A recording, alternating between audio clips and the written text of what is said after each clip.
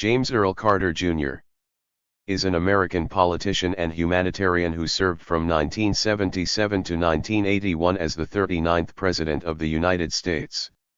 A member of the Democratic Party, he served from 1963 to 1967 in the Georgia State Senate and from 1971 to 1975 as the 76th Governor of Georgia. Carter is the longest-lived president in U.S. history and the first to live to 100 years of age. Carter was born and raised in Plains, Georgia. He graduated from the U.S. Naval Academy in 1946 and joined the U.S. Navy's submarine service.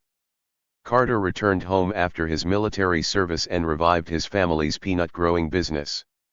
Opposing racial segregation, Carter supported the growing civil rights movement, and became an activist within the Democratic Party.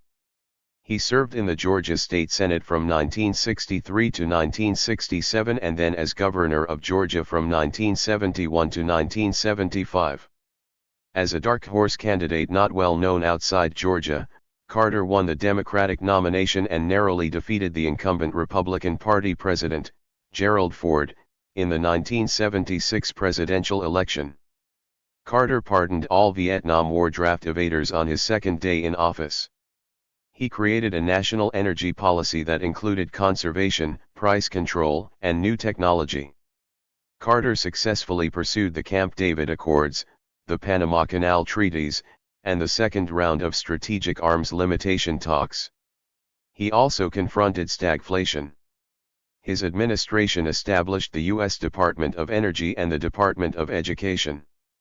The end of his presidency was marked by the Iran hostage crisis, an energy crisis, the 3 Mile Island accident, the Nicaraguan Revolution, and the Soviet invasion of Afghanistan.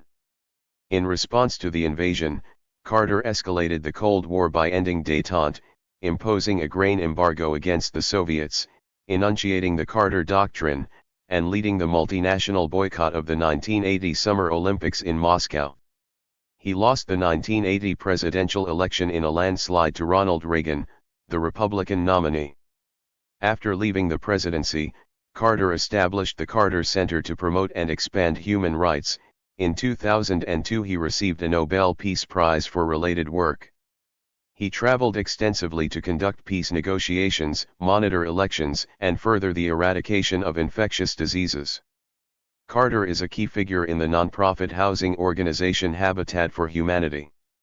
He has also written numerous books, ranging from political memoirs to poetry, while continuing to comment on global affairs, including 2 books on the Israeli-Palestinian conflict. Polls of historians and political scientists generally rank Carter as a below-average president, though scholars and the public more favorably view his post-presidency, which is the longest in U.S. history. Jimmy Carter's tenure as the 39th President of the United States began with his inauguration on January 20, 1977, and ended on January 20, 1981. Carter, a Democrat from Georgia, took office following his narrow victory over Republican incumbent President Gerald Ford in the 1976 presidential election. His presidency ended following his landslide defeat in the 1980 presidential election to Republican Ronald Reagan, after one term in office. At age 100, he is the oldest living, longest lived and longest married president, and has the longest post-presidency. He is also the 4th oldest living former state leader. Carter took office during a period of stagflation, as the economy experienced a combination of high inflation and slow economic growth. His budgetary policies centered on taming inflation by reducing deficits and government spending. Responding to energy concerns that had persisted through much of the 1970s, his administration enacted a national energy policy designed for long-term energy conservation and the development of alternative resources. In the short term, the country was beset by an energy crisis in 1979 which was overlapped by a recession in 1980. Carter sought reforms to the country's welfare, healthcare, and tax systems, but was largely unsuccessful, partly due to poor relations with Democrats in Congress. Carter reoriented U.S. foreign policy towards an emphasis on human rights. He continued the conciliatory late Cold War policies of his predecessors, normalizing relations with China and pursuing further strategic arms limitation talks with the Soviet Union. In an effort to end the Arab-Israeli conflict, he helped arrange the Camp David Accords between Israel and Egypt. Through the Torrijos, Carter Treaties, Carter guaranteed the eventual transfer of the Panama Canal to Panama.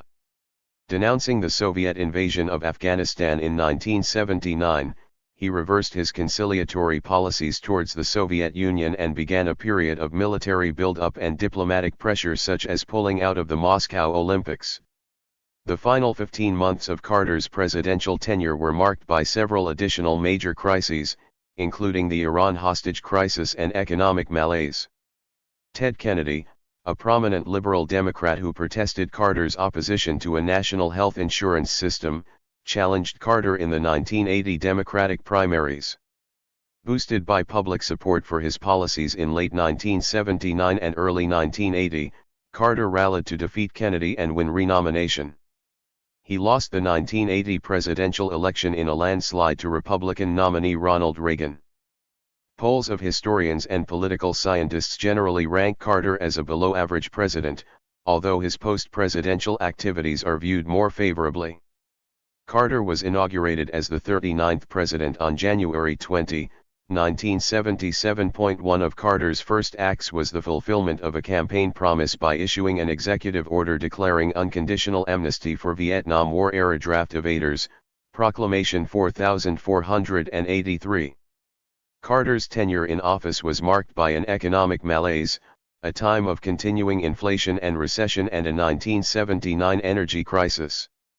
Under Carter, the U.S. experienced its first ever government shutdown in May 1980, though it affected only the Federal Trade Commission.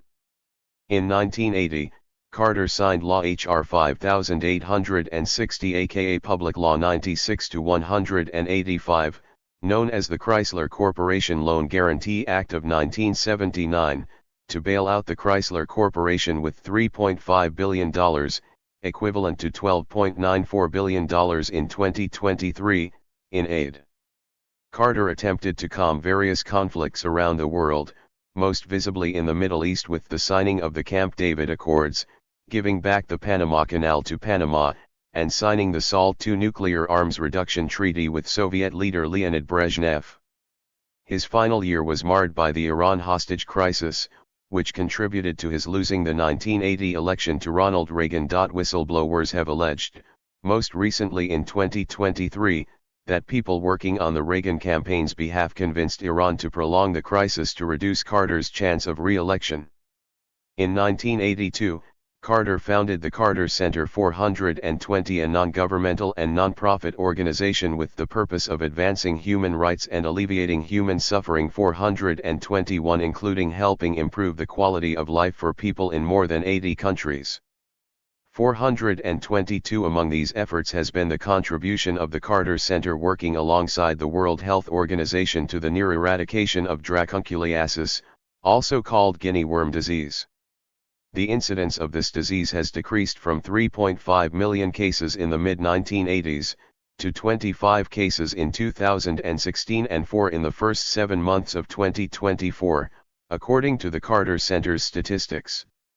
Carter attended the dedication of his presidential library and those of Presidents Ronald Reagan, George H. W. Bush, Bill Clinton, and George W. Bush. He delivered eulogies at the funerals of Coretta Scott King, Gerald Ford, and Theodore Hesburgh. In 2007, Carter founded the New Baptist Covenant Organization for Social Justice.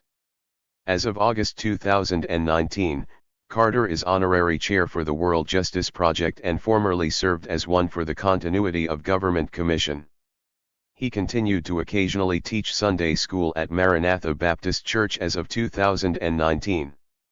Carter also taught at Emory University in Atlanta, and in June 2019 was awarded tenure for 37 years of service. Carter's hobbies include painting, fly fishing, woodworking, cycling, tennis, and skiing. He also has an interest in poetry, particularly the works of Dylan Thomas. During a state visit to the UK in 1977, Carter suggested that Thomas should have a memorial in Poets' Corner at Westminster Abbey, This later came to fruition in 1982. Carter was a personal friend of Elvis Presley, whom he and Rosalind met on June 30, 1973, before Presley was to perform on stage in Atlanta. They remained in contact by telephone 2 months before Presley's sudden death in August 1977. Carter later recalled an abrupt phone call received in June 1977 from Presley, who sought a presidential pardon from Carter, to help George Klein's criminal case. At the time, Klein had been indicted for only mail fraud, and was later found guilty of conspiracy. According to Carter, Presley was almost incoherent because of barbiturates. Although he phoned the White House several times again, this was the last time they spoke. The day after Presley's death, Carter issued a statement and explained how he had changed the face of American popular culture. Carter filed a report with both the International UFO Bureau and the National Investigations Committee on Aerial Phenomena, stating that he sighted an unidentified flying object in October 1969. From a young age, Carter showed a deep commitment to evangelical Christianity. Carter taught Sunday school at Maranatha Baptist Church in Plains, Georgia. At a private inauguration worship service, the preacher was Nelson Price, the pastor of Roswell Street Baptist Church of Marietta, Georgia. An evangelical Christian, Carter appealed to voters after the scandals of the Nixon administration, and is credited with popularizing the term born again into American lexicon during the 1976 American presidential campaign. As president, Carter prayed several times a day, and professed that Jesus was the driving force in his life. He was greatly influenced by a sermon he had heard as a young man that asked, "If you were arrested for being a Christian, would there be enough evidence to convict you?" In 2000, after the Southern Baptist Convention announced it would no longer permit women to become pastors, he renounced his membership, saying, "I personally feel that women should play an absolutely equal role in service of Christ in the church." He remained a member of the Cooperative Baptist Fellowship. Carter's support for the Equal Rights Amendment led many evangelical conservatives to leave the Democratic Party, contributing to the development of the Christian right in American politics. Carter had 3 younger siblings, all of whom died of pancreatic cancer: sisters Gloria Spann, 1926 to 1990, and Ruth Stapleton, 1929 to 1983, and brother Billy Carter, 1937 to 1988. He was first cousin to politician Hugh Carter and a distant cousin to the Carter family of musicians. He is related to Motown founder Berry Gordy by way of their white great-grandfather James Thomas Gordy, who had a relationship with a black female slave he owned. Carter married Rosalind Smith on July 7, 1946, in the Plains Methodist Church, the Church of Rosalind's family. They had 3 sons, Jack, James III Chip, and Donnell, 1 daughter, Amy, 9 grandsons, 1 of whom is deceased, 3 granddaughters, 5 great-grandsons, and 8 great-granddaughters. Mary Prince, an African-American woman wrongly convicted of murder, and later pardoned, was their daughter Amy's nanny for most of the period from 1971 until Jimmy Carter's presidency ended. Carter had asked to be designated as her parole officer, thus helping to enable her to work in the White House. The Carters celebrated their 77th anniversary on July 7, 2023. On October 19, 2019, they became the longest-wed presidential couple, having overtaken George and Barbara Bush at 26,765 days. After Rosalind's death on November 19, 2023, Carter released the following statement: "Rosalind was my equal partner in everything I ever accomplished. She gave me wise guidance and encouragement when I needed it. As long as Rosalind was in the world, I always knew somebody loved and supported me." The Carters' eldest son, Jack Carter, was the 2006 Democratic nominee for U.S. Senate in Nevada and lost to Republican incumbent John Ensign. Jack's son Jason Carter is a former Georgia state senator and in 2014 was the Democratic nominee for governor of Georgia, losing to the Republican incumbent, Nathan Deal. On December 20, 2015, While teaching a Sunday school class, Carter announced that his 28-year-old grandson Jeremy Carter had died of unspecified causes. On August 3, 2015, Carter underwent an elective surgery to remove a small mass on his liver, and his prognosis for a full recovery was initially said to be excellent. On August 12, he announced he had been diagnosed with cancer that had metastasized, without specifying where the cancer had originated. On August 20, Carter disclosed that melanoma had been found in his brain and liver, and that he had begun treatment with the immunotherapy drug pembrolizumab and was about to start radiation therapy. His health care was managed by Emory Healthcare of Atlanta. His family history of cancer includes both of his parents and all three of his siblings. On December 5, he announced that his medical scans no longer showed any cancer. Carter broke his hip in a fall at his Plains home on May 13, 2019, and underwent surgery the same day at the Phoebe Sumter Medical Center in Americus, Georgia. On October 6, an injury above his left eyebrow received in another fall at home required 14 stitches and resulted in a black eye. On October 21, Carter was admitted to the Phoebe Sumter Medical Center after sustaining a minor pelvic fracture from falling at home for the third time in 2019. He was able to resume teaching Sunday school at Maranatha Baptist Church on November 3. On November 11, 2019, Carter was hospitalized at the Emory University Hospital in Atlanta for a procedure to relieve pressure on his brain caused by bleeding connected with his falls. He was released from the hospital on November 27. On December 2, 2019, Carter was readmitted to the hospital for a urinary tract infection. He was released on December 4. On February 18, 2023, the Carter Center announced that following a series of short hospital stays, Carter decided to spend his remaining time at home with his family in Plains to receive hospice care instead of additional medical intervention for an unspecified terminal illness. At 100 years old, Carter is the longest-lived former U.S. president. He has been the earliest serving living former president since Gerald Ford's death in 2006. In 2012, he surpassed Herbert Hoover as the longest retired president. In 2017 and 2021, Carter became the first president to live to the 40th anniversary of his inauguration and post-presidency respectively. In 2017, Carter, then 92, became the oldest former president ever to attend an American presidential inauguration.